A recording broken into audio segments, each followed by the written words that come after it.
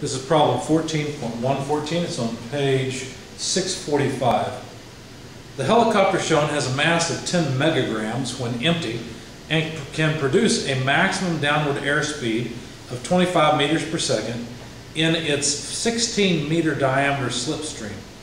Assuming the density of air rho is 1.21 kilograms per cubic meter, determine the maximum combined payload and fuel load the helicopter can carry while hovering in midair. All right, so there's a figure in the book. I'm not going to redraw it, but the velocity in the slipstream, I do want to draw part of the slipstream. Basically, the blades are up here, and the slipstream is this area down here. Now, you might say, well, it doesn't seem reasonable that the air would move that way. Why? Well, if you remember Bernoulli's equation, when you impart velocity on the air, when the air gains velocity, its pressure is going to drop. So you can think of this as the atmosphere pushing in on that air because the air has now got some velocity. And so the fact that there is a slipstream should make some sense. The diameter in the slipstream was given as 16 meters. Of course, the blades have a larger diameter than that. The density of the air is 1.21 kilograms per cubic meter. And let's see, the mass of the craft was 10 times 10 to the 6th grams. I guess I'd rather use kilograms probably, so what about if we write that as 10 to the 4th kilograms? Yeah, because it was 10 megagrams, so 10 to the 4th kilograms would be correct. Okay, so we want to know basically how much payload plus fuel can this helicopter support, because if it can make air accelerate basically from being still to moving at a velocity in the slipstream of 25 meters per second, they gave us that number, I forgot to write it down, then that represents changing the momentum of a certain amount of air by a certain quantity, right? And the question is, how much force would these blades apply to the air to do this, and therefore how much weight could those blades lift above and beyond the 10 to the 4th kilograms of mass that it has to lift. So let's start off saying the sum of the forces equals the mass flow rate times the momentum change, essentially. Well, not really, the velocity changes. So what's the change in momentum of the air? That's what we're trying to say. The way I've drawn this or written this is mass flow rate times the velocity of the slipstream minus the initial velocity. Now, if you imagine the air far away from the helicopter, yeah, sure, the velocity in the slipstream down here may be 25 meters per second.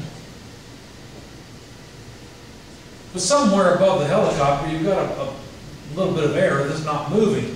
And so that velocity is 0. This is the incoming.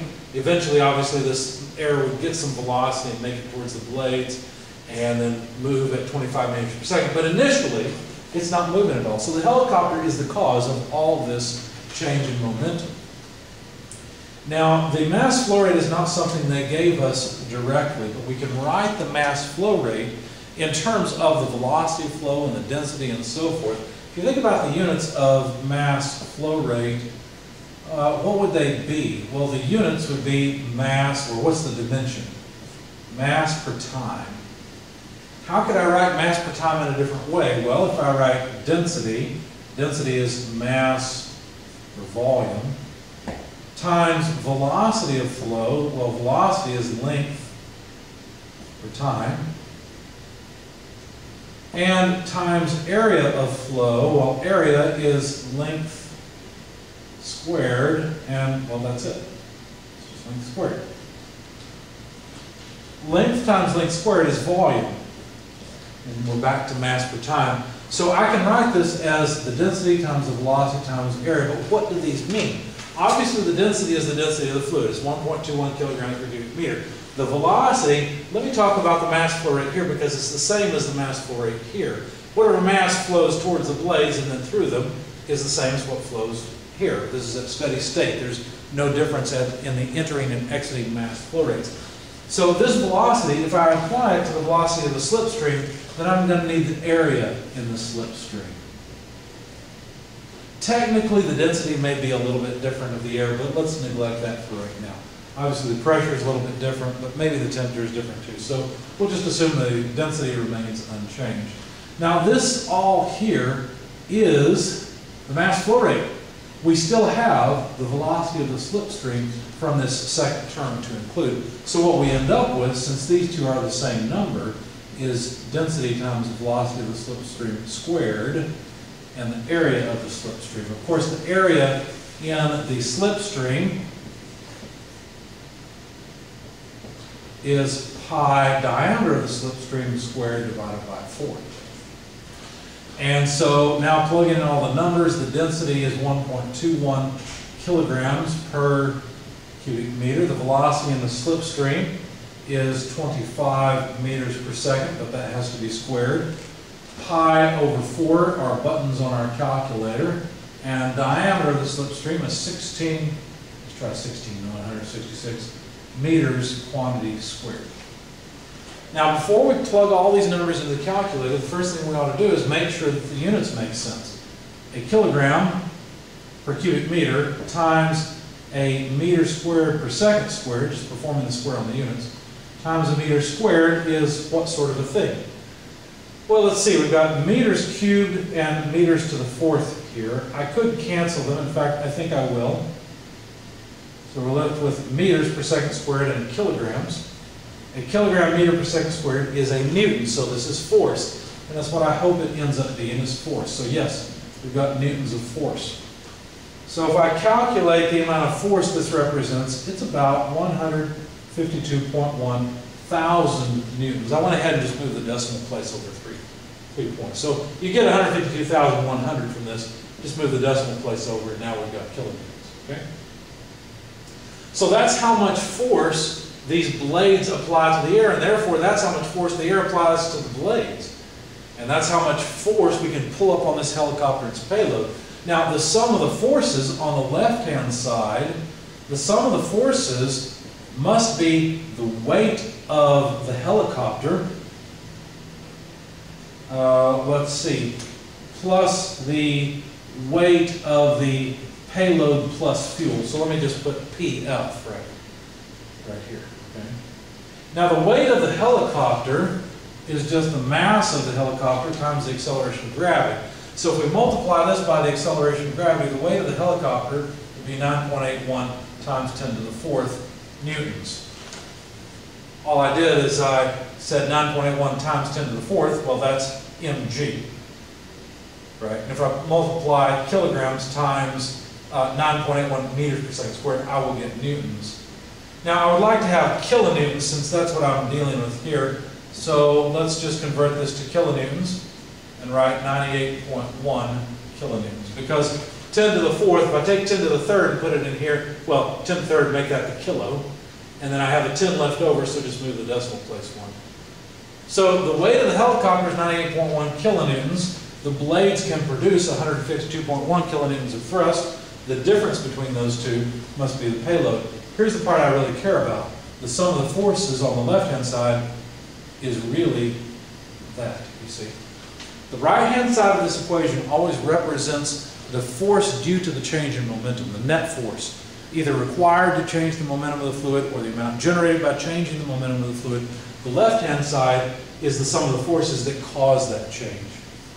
So the forces that can cause this much change, the 152.1, is the weight of the helicopter plus the weight of the fuel plus payload. So if I just take the difference between these two,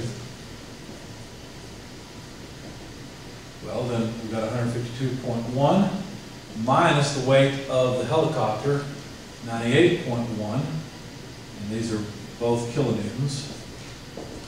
So the result is 53 point, see, I must have rounded something off because I wouldn't get 53 with these numbers. Let's see.